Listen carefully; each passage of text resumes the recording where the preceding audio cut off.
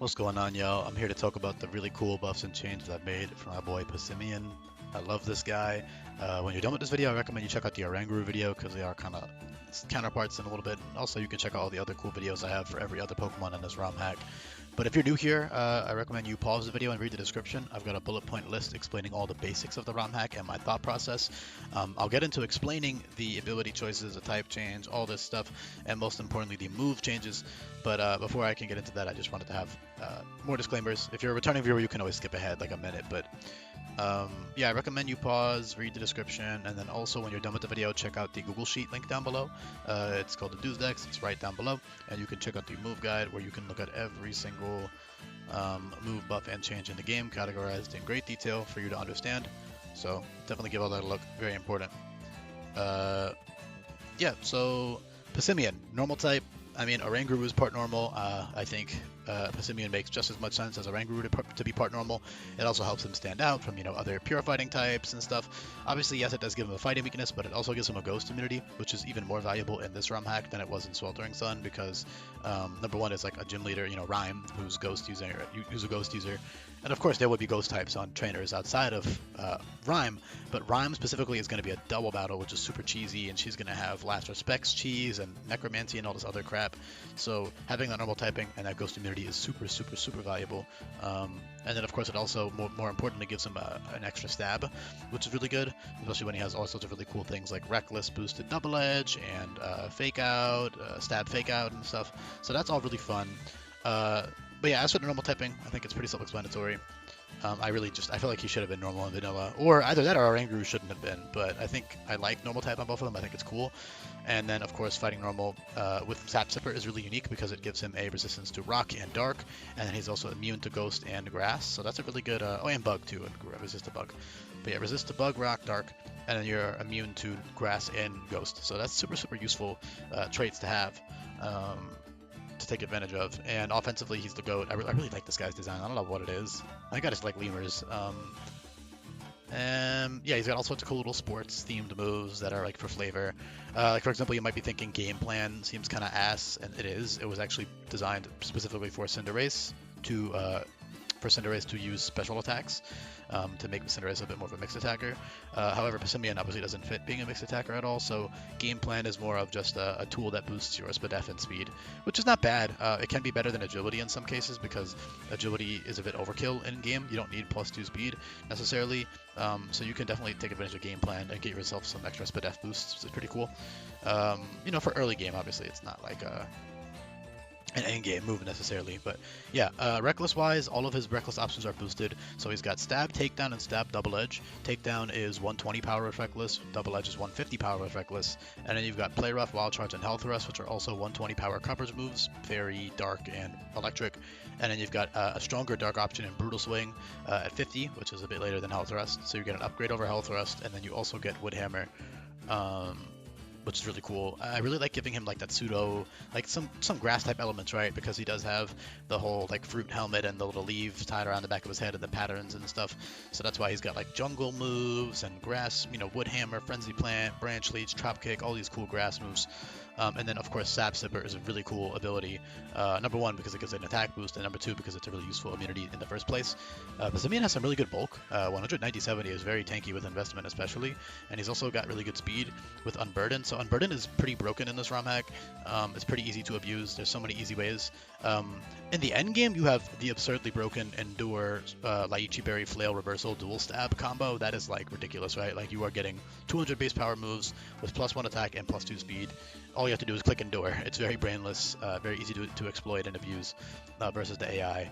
So yeah, Flail and Reversal plus Endure, very, very strong options with Unburden. And even before you get access to Flail and Reversal, Endure Lychee Berry is just really good in general because it gives you plus attack. Meanwhile, for example, Quick Claw Unburden is an option that you would be taking advantage of if you want to kill something and then get the Unburden boost for the next Pokemon that comes in. You can also do some shenanigans like Normal Gem Fake Out Unburden, or Focus Sash Unburden, or Weakness Policy Endure Unburden, all types of fun ways. You can also abuse it with Superpower and Giga Impact, which function like physical versions of Draco Meteor. So you have dual stab there, 140 and 150 base power. And then you have close combat as well, which you could do with Unburden and White Herb. But yeah, the two best ways I would say for Unburden, the most consistent, and the ones you're going to be using most of the time are going to be Endure, and then also Quick Claw. And another advantage of not using Endure is that you can save your Endure for later in the fight. So for example, if the AI is having a Quick Claw, their own Quick Claw, you can counter that with Endure, assuming that they don't have a move that can hacks you, like for example no sleep or burn inflicting moves. If it's just like 4 attacks, you can click Endure to cheese that Quick Claw to burn a turn and then kill them the next turn. So that's definitely an advantage of using Quick Claw instead of an Endure, because you're wasting the Endure PP, because Endure only has 1 PP. For that very reason, it's because you're supposed to time it really strategically, because otherwise it's kind of a broken tool for the player as well. Not to mention, it also makes the AI abuse Endure a lot more reliably. He's also got some good multi-hit moves like Pummel, Tail Slap, Dual Stab with loaded dice. You could definitely take advantage of that. He's also got Rock Blast, Bullet Seed, Wallop, and Beat Up for other multi-hit options. He's got some really cool like niche healing moves that he can take advantage of with his bulk, because in Teamlocked, Nuzlockes, which is what this game is balanced around, you're supposed to be really flexible with your Pokemon and moving them, reworking your movesets, your abilities to match the situation. So you can definitely abuse like a bulky utility set with like Encore, Jungle Healing, Slack Off, all types of fun little options you can take advantage of there. Core Change is just for flavor. It's extremely niche, if not borderline useless in an in-game context. Maybe 2 or 3 boss fights in the entire game will use hazards, and there are other ways to prevent the hazards from growing up that are much easier than clicking Core Change. It's not useless necessarily. Like, yeah, it could be useful. I would say, unironically, the best use of Core Change in this ROM hack would be to set up T-Spikes with one of your other Pokemon, and then Core Change them to your side, and then you can abuse all the Pokemon who get like Quick Feet and Guts, and you can run like Choice Scarf Guts or Choice Specs Quick Feet or Choice Band Quick Feet. That's super strong. I would say that is probably the best use of Core Change. Using Core Change to swap the AI's hazards or screens is very niche, I would say. Borderline not a factor. But using manual T-Spikes is kind of cool with Core Change, so you can definitely take advantage of that. And you can even U-turn, into your abuser as well, so that's pretty cool. Yeah, Battle Cry is also great. Battle Cry drops attack and special attack, so you got that option defensively with that Jungle Healing and that Slack Off. As I already covered, Fake Out's really good. You've also got Think Fast and Seed Shot for priority coverage and Sucker Punch. And then you got Mach Punch and Quick Attack for Dual Stab. Yeah, but Unburden is insane on this guy, because the thing is with Unburden, you also don't need to run any speed EVs because you're already fast with 105. So you can run max HP, max attack, switch in, get a kill with Quick Claw, and then outspeed and kill like the next 2 or 3 Pokemon that come in, hypothetically speaking.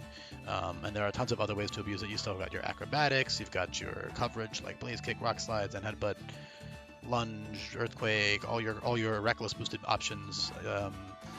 You could do some wide lens triple axle action with some of your options. Cool things like that, right? Headlong Rush, is pretty cool.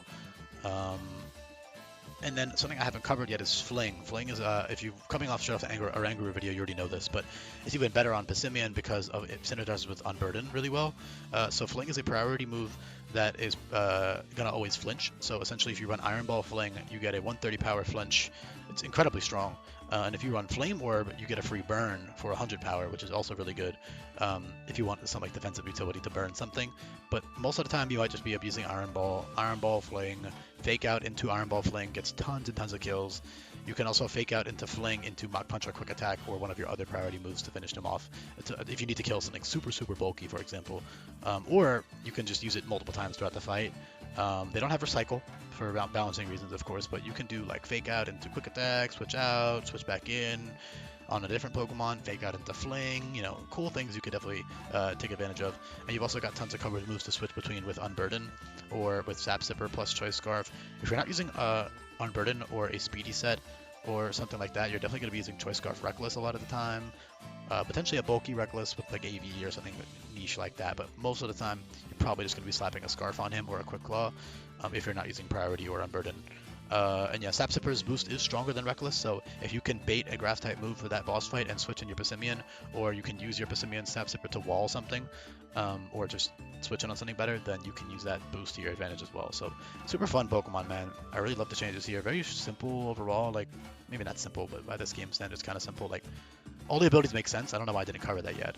Sap Sipper, I mean, I don't think I need to explain, but that makes sense. It's a lemur with like little fruits all over his body and leaves on his design. Unburden, and also they do eat plants and shit. Unburden is very straightforward. I mean, he's like a football rugby player, right? So very fitting there. And then Reckless, also very fitting. Initially in Sweltering Sun he has Headstrong, which prevents recoil, but honestly, unless you have like Head Smash or like a high recoil move, I would say it's kind of meh.